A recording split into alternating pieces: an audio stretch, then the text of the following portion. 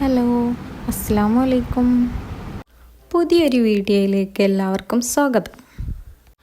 ഇന്ന് വെള്ളപ്പവും ചെറുപയർ കറിയാട്ടോ ഉണ്ടാക്കുന്നേ. വെള്ളപ്പമാകുമ്പോൾ ഒരു പ്രശ്നമുണ്ട്, ചൂടോടുകൂടെ തിന്നണം, അല്ലെങ്കിൽ രസം ഉണ്ടാവില്ല അല്ലേ. അതുകൊണ്ട് ഞാൻ ആദ്യം കറി ഉണ്ടാക്കാമെന്ന് വിചാരിച്ചു. കുതിർത്തി വെച്ച ചെറുപയർ കുക്കറിലേക്ക് ഇടുക. എന്നിട്ട് സവാള, ഉരുളക്കിഴങ്ങ്, പച്ചമുളക് ഒക്കെ അരിഞ്ഞിടുക. മഞ്ഞൾപ്പൊടി, ഉപ്പ്, വെള്ളം. ഇനി കടുക് വറുക്കുക. ഇങ്ങനെ കറി റെഡി ആയിട്ടോ. നമുക്ക് അപ്പം ചുട്ടാലോ.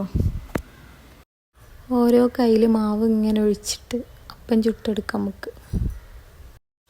വെള്ളപ്പത്തിന് മാവ് അരക്കണ ദിവസം ചായക്കടീൻ്റെ പണി വേഗം കഴിയും.